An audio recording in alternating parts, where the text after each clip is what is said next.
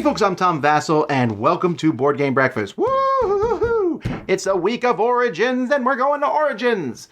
Okay, so the week of Origins is unique for the Dice Tower in a couple ways. First of all, we're going to be at Origins, so we hope you come by. We're at booth C203. Hall C is the place to be. Come by and say hi to us there. We'll have promos, but we're also going to be recording there. Now, this affects you even if you're not going to Origins.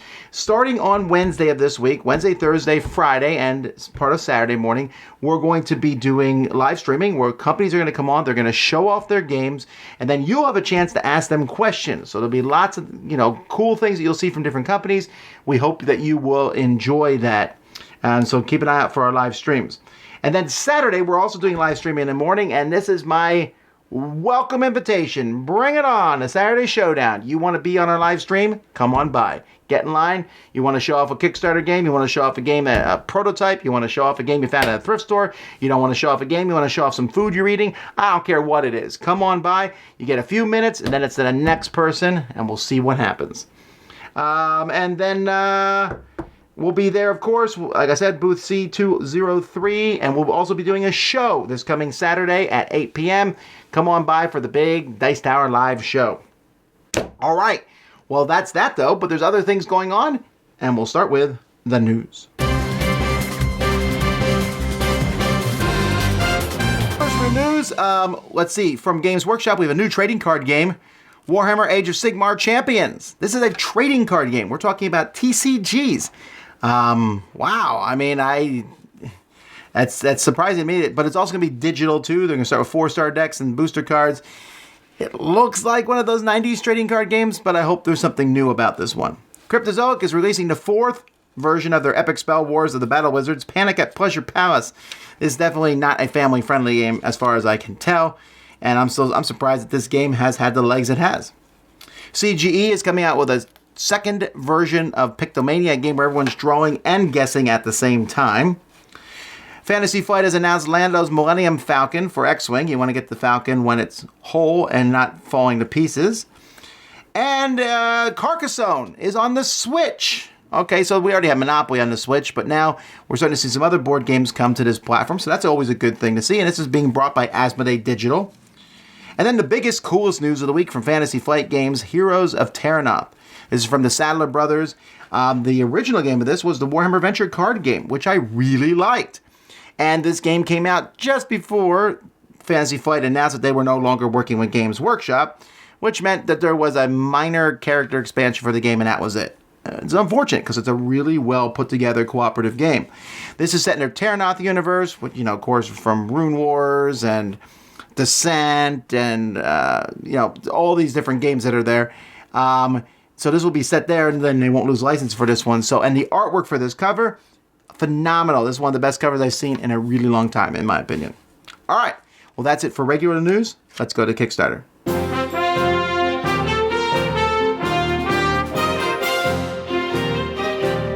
Happy breakfast, everybody. This is Origins Game Fair week, and I'm so excited because I get to go for the first time ever. I was looking at the preview list too, and I realized I'm going to get to see a bunch of games that we've actually discussed right here on this segment before, and I think that's pretty darn cool. But there are a whole bunch of new games hitting crowdfunding platforms right now, so let's take a look at some of those. Gamelin Games is kickstarting a new expansion for Heroes of Land, Air, and Sea. This is a sprawling 4X style board game designed to recreate the experience of a real-time strategy game for the tabletop. Choose a faction and evolve it. Grow your army, raise buildings and towers, acquire vessels, and more. The base game includes a wide variety of gameplay modes, including free-for-all, team play, and even solo play. This campaign offers the second edition of the base game, but also the new Pestilence expansion that includes, among other things, a new floating continent and birdfolk faction, and a sunken continent with a merfolk faction. Heroes of Land, Air, and Sea includes a huge amount of game components, including great-looking 3D cardboard structures and highly detailed miniatures. You can even get fully painted minis if you'd like. If you already have Heroes of Land, Air, and Sea, you can get just the Pestilence expansion for $30, or you can go all in for $169 plus shipping. In the solitaire game Black Sonata, you are working to solve the mystery of Shakespeare's Dark Lady, an innovative game of hidden movement and deduction. There are 11 possible Dark Lady cards that you play with. A stealth deck is set up following some sequence rules, and this deck uses a clever mechanism to create a hidden movement path of sorts for you to chase through to find the Dark Lady. Using a keyhole card, if you find a Dark Lady symbol, you get a trait clue, and you add up those trait clues to identify the true Dark Lady. The stealth deck sequence mechanism also means that there are 56 different Dark Lady paths in the game. You can get a copy of Black Sonata for a pledge of $24. Shadowrun Sprawl Ops is a competitive game set in a world of magic and technology. Players build up their team of Shadowrunners and try to complete missions. Using worker placement, characters visit locations like the Crime Mall to buy equipment, Dante's Inferno to heal up, or visit Mr. Johnson to get new missions. Different Shadowrunners have different specialties, so building a team that can complete your missions is important because they determine the dice you get to roll in some push your luck as you attempt to complete missions. The Shadowrun Sprawl Ops campaign also offers an expansion that makes the game playable cooperatively, and this will not be available in retail, and an expansion that increases the player count up to 6. You can get a base copy of Shadowrun Sprawl Ops for a pledge of $50 plus shipping. Card City XL is a game that highlights designer Alban Viard's diabolical puzzly game design style. Each card building type scores differently and has different placement restrictions, and your goal is to build your city grid out in the most profitable way possible. And Card City XL actually features a variety of rule sets and alternate cards for a huge number of play variants. This campaign includes the new Crime expansion, which offers crime scenes and police stations. Crime scenes must be placed over existing buildings and can really mess up your plans. On the other hand, police stations, while very expensive, serve as a kind of wild card for scoring regions. To get just the expansion, you pledge only €5, or to get both the base game and expansion for Card City XL, well, that takes a pledge of €29 plus shipping. Last but not least, Boomerang, designed by Scott Almes, is a card-based roll-and-write style game that uses drafting as a core mechanism. Thematically, you're touring the great continent of Australia, looking for flora, seeking animals, and trying to go adventuring as far and wide as you can. Cards have a variety of icons that can be collected for scoring in a variety of ways. And the first card you draft is your Boomerang Throw card that can score you points as long as your final card, that catch card, is higher in value. I've played a print-and-play version of the game and was impressed with the drafting strategy in this quick and compact game. You can get a copy of Boomerang for a pledge of just $21 Australian dollars, which is about $16 US dollars. Alrighty, that's all I've got for you this episode. Hopefully something caught your eye.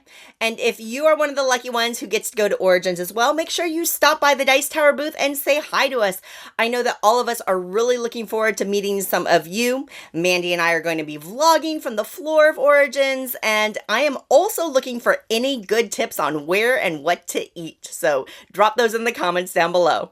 Until next time, I hope you have a wonderful week. Hey there everyone, I'm Jen, the board game librarian, flipping some pages and pushing some cubes with this week's segment, From the Page to the Table. This week I'm going to focus on a book I read in college called Empires of Light by Jill Jones. This book focuses on the epic battle for electricity supremacy between Tesla, Edison, and Westinghouse. At the time, I knew relatively nothing about the topic, and reading this book was really interesting. It was for a Gilded Age and Progressive Era class, and I thought Jill did a really great job really getting you into the era, understanding the history behind it, and their personalities too. All three of these gentlemen had really quirky personalities, especially Tesla himself, who had OCD tendencies. And it was a great introductory book for people who are interested in the topic. I'm going to pair it with one of my favorite historical games, Tesla vs. Edison by Dirk Niemeyer, published by Artana Games. 2 to 5 players, 20 minutes per player. Now this game can be one of those ones where you either really love it or hate it. And my husband and I play it almost exclusively at 2 players, but I can see how it's better with more than 2 players. It captures this theme and the epic battle between these inventors so perfectly, and the historical detail on the cards as well is just phenomenal. I'll spend a lot of time in the game reading just the little flavor text too and learning it. That's one of the wonderful things about board games too, are the opportunities to learn. Of course, Topsy is in there, the dog is in there, all these wonderful things that, an average person like me may have never known. Great attention to detail as well. That's all for this week. Happy breakfast. Randy and Ellen, we game together. It's your turn. Ooh. Hi, I'm Randy. Hi guys, I'm Ellen. Welcome to Games Just Played, where we talk about the games we just played. We want to let you guys know how they play it 2-player, because that's majority of the way we play games, right, babe? Absolutely. Why don't you tell the folks what we played tonight? Well, tonight we played Android Mainframe. It is a area control game for 2 to 4 players. It's a grid system. As you're laying down lines, you're trying to section off an area with just your Android piece in it. You get 1 point per Android times however many spaces in that area. If you get multiple Androids in there, you really get some big multipliers. Big points, yeah. I love this game because it's basically a super souped up version of that old kids game called Dots and Squares. Dots and Squares. I always thought it was called Dots. I thought it was Squares. And it's Dots and Squares, which is so ironic. But I love that they took such a primary game like that and really just brought it to life. I love that you get specialty cards that you can lay down during the game to really throw the other person's plans off. It's quite fun. The other cards that you're mainly drawing from are a communal tableau. So as you're playing cards, you can predict what other people may be doing because you can see the cards that they potentially have. So as you're setting up a move, they might preempt you, take that card away from you, and screw up all your plans. Which I did to him. She did. It's fun. But at 2 players, it's pretty tight, actually. The board's open, but you're really fighting for every single point with each other. So there's a lot of direct player interaction and trying to mess other people over. Yeah, it's a lot of fun. Pick it up. And our picture of the day, we're photographers. We took this up in Washington, D.C. Excellent trip of the Jefferson Memorial. Yeah. I'm Ellen. I'm Randy. We'll see you next time on Games Just Played.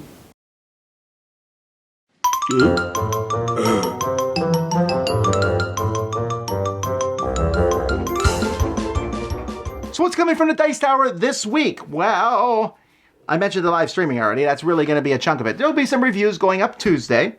And on Sunday, we're going to be posting a top 10 list. Now, Sam wasn't able to join us for this one. So Jason Levine slipped in for him. And me, Z, and Jason are going to talk about our top 10 trading card games, collectible card games, living card games. That category. You're going to hear about games you may never have even heard of before. Or will you? Or will we all say the same thing? Come and check that out this coming Saturday. And then, of course, I mentioned the Saturday Showdown. Hopefully people will show up, come on by the booth, and show your things off. Then, of course, we have other videos and, of course, podcasts going up all week long. So check out our podcasts, and we'll talk more to you then. Well, that's all I have for Dice Tower Productions this week. Let's keep moving.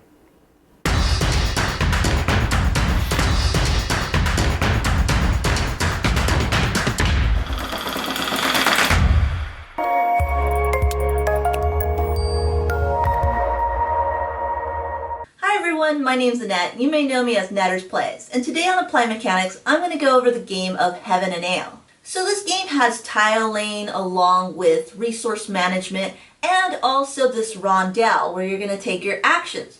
So let me show you a little bit about this game and why I really like it. So this is the main board where you'll travel around in a circle known as a rondelle. You're going to take certain types of actions depending on where you land. If you go to a space with a resource token, you'll take this resource and you'll place it on your own player board. You can place your resource token anywhere by paying the value in money. If you place it in the shady side, you'll gain money when activated. You can place this token anywhere on the sunny side by paying double. When activated, you'll be able to move its resource marker up along this track. The farther along, the more points you'll get at the end.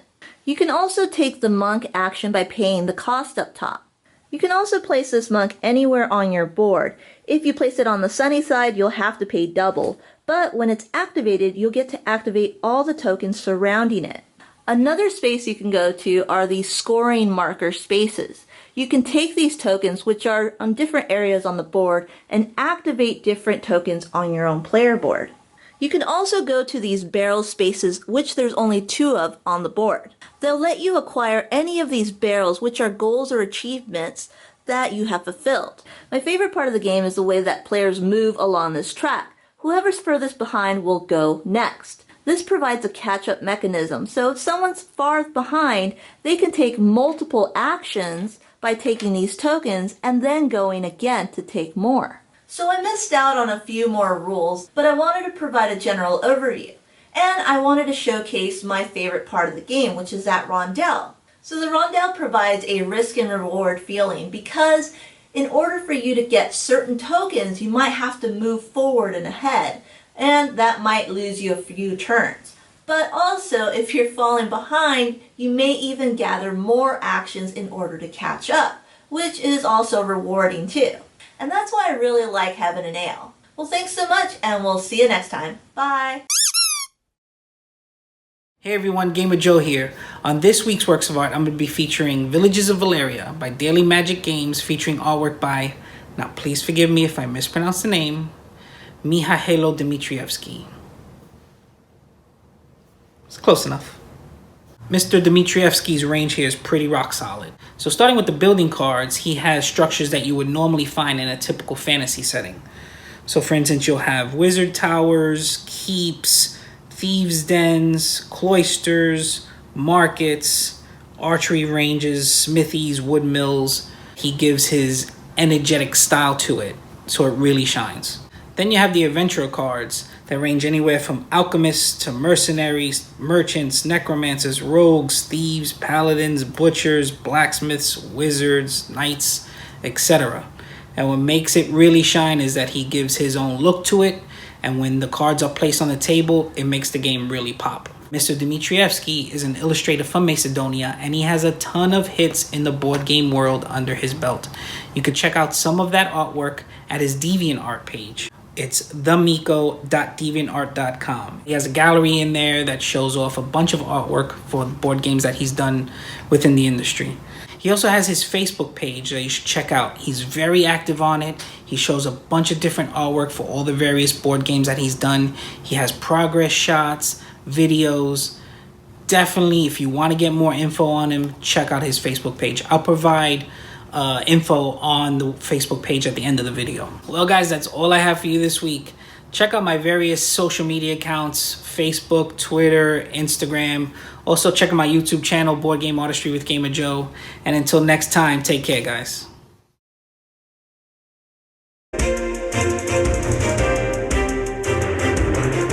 Hi, Mike Licio from Solomode Games. This week is Origins and I'm incredibly excited. I'm going to be with the Dice Tower the whole week, so if you get a chance, come on by and say hi. I'd love to see you. I want to talk really quickly about the top solo games that I want to demo and or buy at Origins. I'm going to start with the demo games. I'm going to go quick, so excuse me for that, consulting my official Solomode stationery. The first game I want to demo is Fleet, the dice game. This is a dice version of the game Fleet. I've already backed this on Kickstarter. I'm calling it a reel and write. Huh? See what I did there? I like that. Legends of Sleepy Hollow is another one I don't know much about, but I love the look of it and I really like the theme of it. Dice Settlers and Teotihuacan, both from the same publisher, both look amazing. I'm very interested in this kind of sequel to Tzolk'in, and Dice Settlers has that kind of theme that I love of Civilization. Last thing is Detective City of Angels. I really like the way this one looks, the noir look and a neat theme. A quick shout out to Herbaceous Sprouts. I've already played the prototype of this. I love it. I filmed a video for it. I'm backing it on Kickstarter. Take a look if you're there. It's a great game. To buy, Heroes of Land, Air, and Sea. This was a big Kickstarter from Gamelin Games that I never got behind and I wish I had. I've heard great things. I'm hoping to rectify that situation here. Next is Too Many Bones. Exact same situation. Big Kickstarter game. I didn't back it, but I've heard great things, so I'm hoping to get it there. Next is a small game, Sorcerer and Stones from Emperor S4. I didn't even know that this game could be played solo, but once I found out it could, it got on my interest list. And finally is the Networks Teletime. It's a little expansion for the game Networks, which has been one of my favorites from the last couple of years. So there you have it, my top solo games I'm interested in either demoing or buying at Origins. I hope I get a chance to see you there. Thank you so much for your time, and have a great day.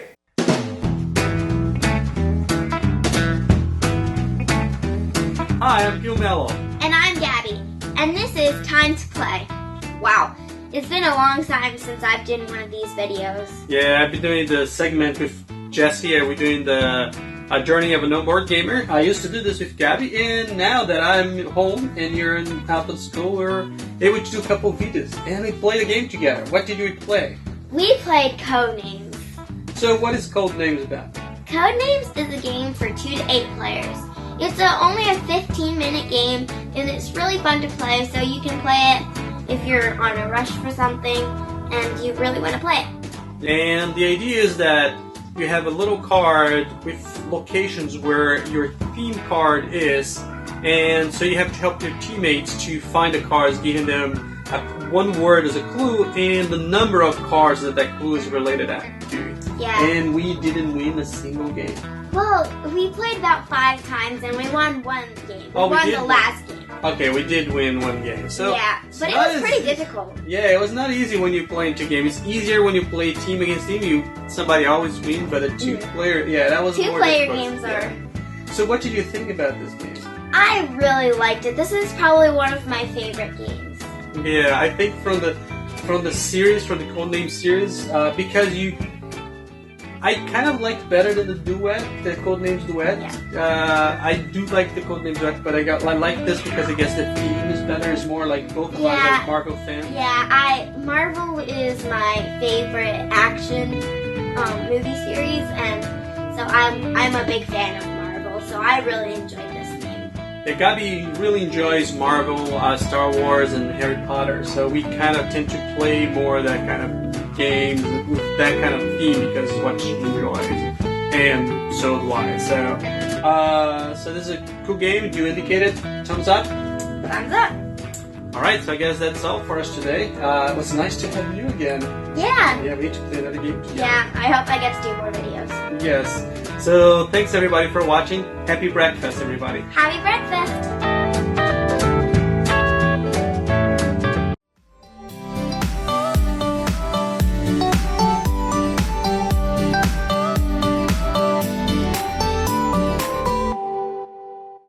What's up, everyone? I'm Danny. And I'm Derek, and this is You Bet Your Bippy.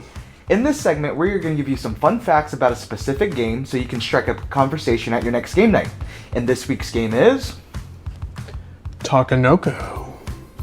Takanoko is a game that combines tile laying, pattern building, and set collecting as players control the panda and the gardener as they work to complete different objectives and score the most points. Hey Danny. What's up? Did you know that Takanoko means bamboo sprout in Japanese? Are you serious? You bet your bippy. Well, I guess that makes sense. There's a lot of bamboo in Takanoko, right? Did you know that bamboo is one of the fastest growing plants on the planet? No, I didn't know that. Really? Yeah, so bamboo grows, or it can grow, 3 feet in 24 hours under the right conditions. Oh my gosh, that's crazy. Yeah. Lucky for us, bamboo also produces 30% more oxygen compared to other plants and also absorbs CO2 a little faster as well. So that must mean that bamboo decreases the greenhouse gases in our atmosphere, making our air cleaner. Yeah, go green. Go green! Well, it's good to know that bamboo grows so quickly because pandas eat 20 to 40 pounds of it a day. Man, and I thought we ate a lot. I thought so too. It also is 99% of the panda's diet. 99%. What's the other 1%? Well, the other 1% is just a little bit of meat here, a little bit of other plant. So a little protein, a little bit of fiber. 1%. 1% of that. Yeah. Gotta have that protein. Have to have that protein. No, that's right. So did you know any of these fun facts? Or do you have any fun facts of your own you'd like to share with us? Please do so in the comments below. And make sure you guys follow us all over social media. We're on Instagram, Twitter, Facebook, and YouTube. Happy breakfast, everybody. Happy breakfast. Eat your bamboo.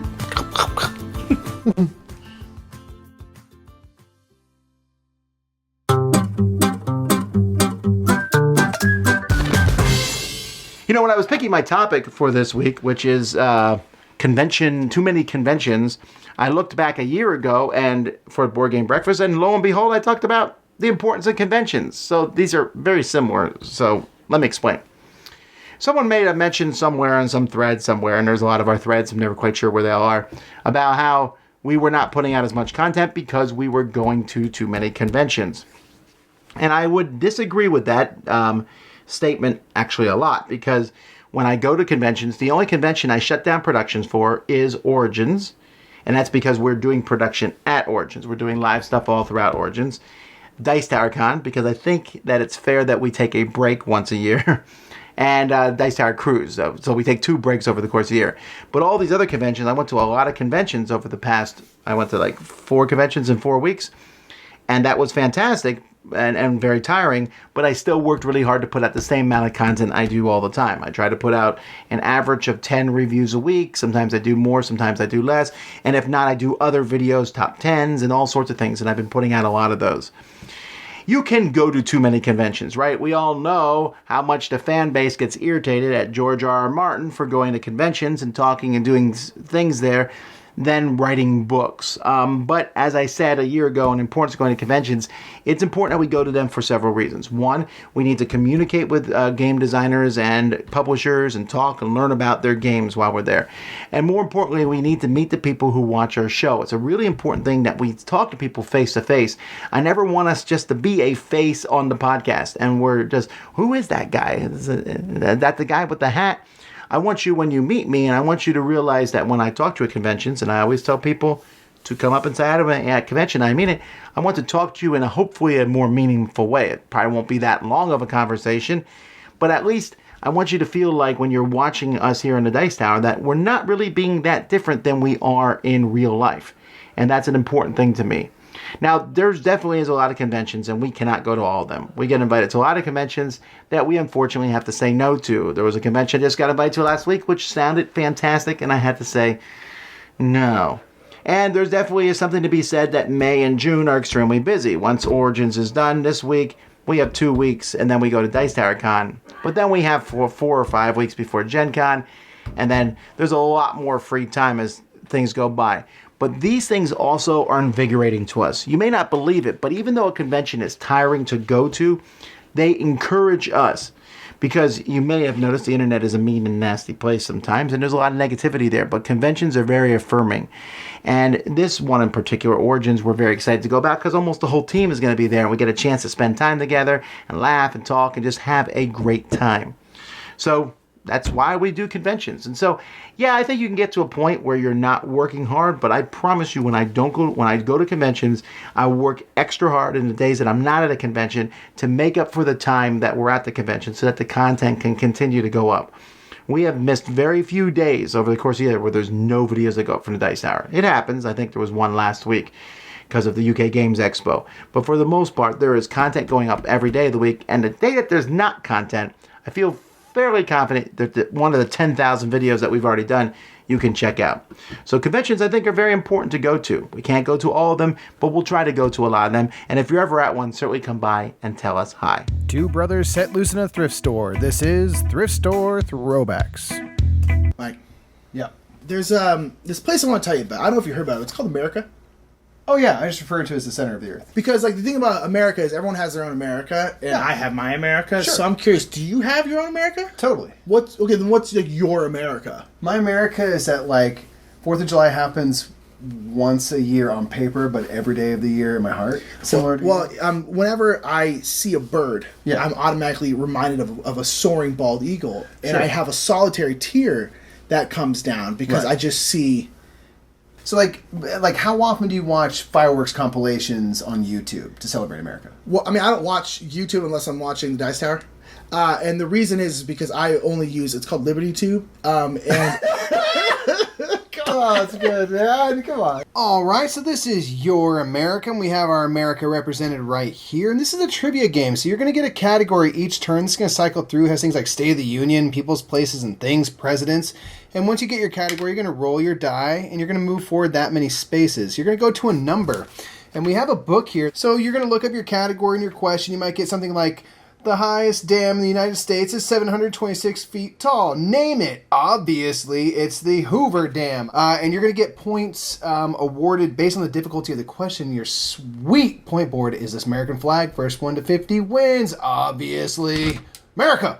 So that was Your America. Your America. And Your America, really what this is America Unnecessarily large box? 1970. So yeah, one thing is this box holds about this much game. How was Your America? It was okay. I got tripped up a couple times because I don't know a bunch of the history. Like, 'cause there's like famous inventors, and one's just like, who invented the telephone? Like Alexander Graham Bell. It's like, who invented the submarine? I'm like, Frank Sub-Zero. But this right here, as your scorecard, get to the magical 50 is like, honestly, so magical. I'm not even mad. We're keeping these. Yeah, right now. These are ridiculous. But I'm like, way to go fully on theme. So that's going to be it for us. Please check out us on Twitch at twitch.tv/TheBrothersMurph. Also, we released a new top 10 last week on our YouTube channel, so please check that out.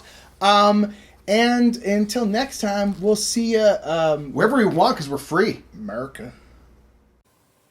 Hi folks, this is Jonathan for This Is Broken, where I'm talking about a game I really like, but I think that something inside it's either broken, overpowered, underpowered, or not balanced at all. And today's game is going to be Decent 2.0. And today I'm not going to show you any components about the game, I'm just going to go right through. And the problem with that game are the scenario, the quest itself. You see, when you play the game, you either play as a hero or as the overlord, and you're gonna select a quest, a scenario to do, either as a standalone or some scenario linked together for to play a campaign. But most of the scenarios in that games either favor the overlord player or the heroes player. The problem with that, it takes out the fun, a little bit of the fun of the game, because after some playthrough, you will see if you play some scenarios twice or 3 times or more, you'll see that those scenarios favors really one side over the other. So that takes out a little bit of the fun out of the game. There's no real way to fix that, but I think it's still a problem with the game. And I think it's still a problem with those kind of games, because I had the same feeling when I was playing the Star Wars Imperial Assault. The scenario suffers for the same thing. You will see after a while. It's still an enjoyable game. It's still really fun to play. And you can still win those scenarios with the great dice rolling, or if you play really well. But you'll see after that, after a while, that there's a pattern inside the game where some scenario are really too difficult to win if you're on one side or the other. And that's it. I think it's still a great game. There's no real way to fix that. It's still a really fun game, but bear in mind that some scenarios are going to be difficult for one side to win because the way the scenarios are built or designed. So this is, I think, what's on balance with Decent. So thank you for watching. See you next time, guys. Bye bye.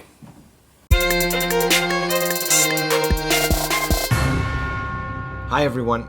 During the UK Games Expo, I started talking with some fellow board game media creators, and we started talking about the first board game we ever bought. Well, I remember mine. I was 14 and it was 1988, and I had all my money in my hands. I was looking up in the store, because up there were all the big boxes. I remember seeing Axis and Allies, and I'm so happy that I didn't buy Axis and Allies back then. Then I don't think I would have loved the hobby as much as I do right now. But I did got home with a game that was just a perfect fit. And I got it for my son as well, in German, of course, in a later copy. But this week I'm remembering playing The Mysteries of Peking. The Mysteries of Peking is a detective game, and detective games are all the cool stuff right now, so how cool was it to play it back then? There is a storybook, and in the storybook you learn something, a small piece of text that says, the princess was hanging her clothes out to dry, but a thief came by and stole them. Who did it? There is a little sheet of 12 usual suspects with all funny racist names, I guess. And then you start interviewing different people. You roll and move to walk around the board and talk to the neighbors of the princess or the princess herself, and they tell you if they saw something. Yes, the perpetrator had a hat on, or he had a scar. And so you're trying to figure out who did it.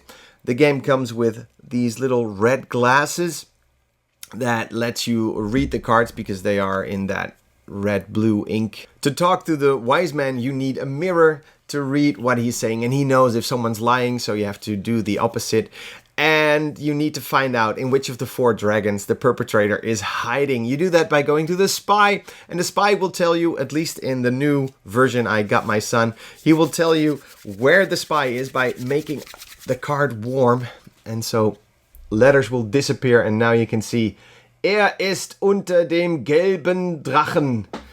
So he is underneath the yellow dragon. A great game, a great fit for back then, and still it is a great game. What are your childhood favorite games? I would love to know in the comments. My name is Dave Luza. Thanks for watching. Happy breakfast, everybody. Now, I've not been here for a while, and that's because I got married. So I thought, what better time to talk about mine and my wife's favourite game to play because of the theme, and that's viticulture. I love the way that the whole game is sort of premised around the winemaking. Yeah, there's a load of other ways to get victory points by visitors, but you are effectively having to build the right buildings to be able to actually plant the grapes. You're then harvesting them, you're turning it into wine, aging them, and then selling them off as wine orders. Now, alright, I don't know much about the winemaking process in real life, but I like the idea of the crush pads, and you can always think of someone standing in them and squishing them down to actually turn it into the wine, to put in your cellar that you can enlarge, and it just seems and feels really thematic from that point of view, that you can kind of in your head think about the whole winemaking process, even the aging that happens at the end of each year. You can kind of understand, right, well, I kind of know, even though I don't do wine too much, that it's supposed to get better with age and therefore it's more valuable. It just all kind of makes sense. And that's why it is one of our favourite worker placement games, and that's Viticulture. Fantastic game. And I'm Oliver East, signing out. This week, I want to talk to you about that strange phenomenon where 2 people come up with 2 things that are super similar. Oh, and I'm Matthew, and this is Dead Last. Oh, dang it. So the game Dead Last came out in June 2016, which just happens to be the same month I started doing this segment. No one copied anyone. Or did they? No, they didn't. You know, we get this all the time with twin movies, not Double Impact with Van Damme. Ants, A Bug's Life, Dante's Peak, Volcano, Turner and Hutch, K9, watch K9, it's better, K9 is a great film.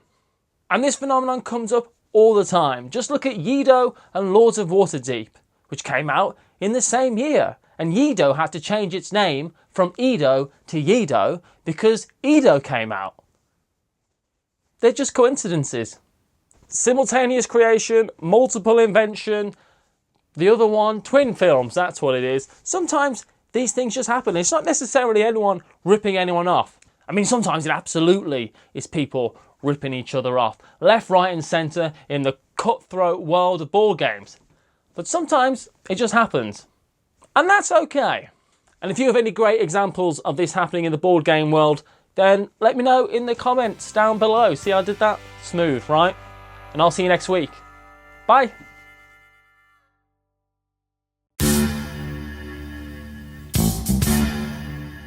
Hello, I'm Michael, and I'm explaining why Tom is wrong in his review of Exceed. Now, Exceed, and Battlecon that he explains it to, are 2D simulations of fighting games like Mortal Kombat and Street Fighter and things like that. In the review, and it doesn't matter that he prefers one over the other, that's not my point. In the review, he takes it in two parts. He goes with Exceed and he kind of explains it, what he calls it a vacuum, and kind of explains that, the merits that it brings to the table, and how you're moving back and forth and you have your own deck of cards and things like that. But then in the second half, he takes it out of that vacuum and says how he compares it to a game that already exists and that he likes very much called BattleCon, which is much more analytical, perfect information game. He prefers one or the other. That's fine. Some people like one, some people like the other. My opinion of why Tom is wrong is this is the way he compared the two in the review, which is not his normal mode. He doesn't take the new worker placement game or the new deck building game and just says, hey, this other thing exists, therefore ... He doesn't compare everything to the superlative of that genre. He lets it kind of stand on his own, let the consumer kind of take it or leave it based on what he's explained there. And this is a smaller genre, which is true, and it may need some comparison just because the same company made both, even though they have very different design spaces. I think that if you watch the 3 BattleCon reviews that he did, comparatively to the Exceed review, the consumer who doesn't know any better is going to come away with a very sour opinion, even though he gave it a seal of approval, only because he doesn't do that often. And I think, as Exceed kind of grows, it has a new release coming this week. Which has a very different design space where the characters can kind of become monsters. It's very neat, and I'm hoping in the future, as new IPs get introduced, as this game kind of finds its legs, like BattleCon did in the past, that he gives it kind of another shot, that he allows it to kind of breathe on its own, and that he doesn't compare it so heavily in the review based on something that he already loves. And if that was his normal mode, I'd understand it, but the fact that he prefers one over the other and he made it such a point, which he doesn't do very often, I think is the reason that he's wrong in this case. Thank you, Tom. And well, actually, I feel like in this case I'm okay. Here's the reasoning. First of all, this is actually like the point of 2 of the Tom Thinks episodes that we just did over the past couple Board Game Breakfasts. But the fact is that Exceed and BattleCon are made by the same company. And they have incredibly similar feelings in a lot of things, especially in how characters are moving and attacking each other. They're both 2-player fighting games made by the same company, similar artwork, some very similar mechanisms. They have to be compared. I mean, when I played Exceed, I was like, am I playing BattleCon? Yeah, there's a lot of differences, right? And it definitely is a different design space. I just can't see how you wouldn't compare the two of them. To me, it was just a natural comparison. Sure, I don't compare everything, but in this case, I did, especially since they're made by the same company. And I feel, and of course we can disagree on this, I feel like they're the same design space. And I feel like Exceed is a pale imitation of BattleCon, which I like. Even though BattleCon for me has dropped slightly over the past couple of years. I don't play it as much as I used to, but Exceed just wasn't as interesting to me. But I mean, if people like it better, of course, I think that's fantastic, and I'm glad that it's still going strong. Either way, that's the end of another episode of Board Game Breakfast. Of course, I'm running out of Tom is Wrong. Does that mean I'm right now? I could be wrong about anything. Something I say on Board Game Breakfast, one of my reviews, anything. I could be wrong about my hats, although I probably won't air those because my hats are great. But if you send me a link to a video, I'll post it for sure. Alrighty, well, that's it for another Board Game Breakfast. Like I said, we'll see you guys at Origins, either at the convention or through our live streaming this week. Check it out when it comes around. Until next time, I'm Tom Vasel, and you've been watching the Dice Tower Board Game Breakfast. Thanks for watching Board Game Breakfast. Tune in each week for your daily dose of gaming goodness with Tom Vasel and all the gang. Until next time, I'm Eric Summerer, and you've been watching Board Game Breakfast, a Dice Tower production, sponsored by Cool Stuff Inc., an amazing place to buy board games. Cool stuff in stock at coolstuffinc.com.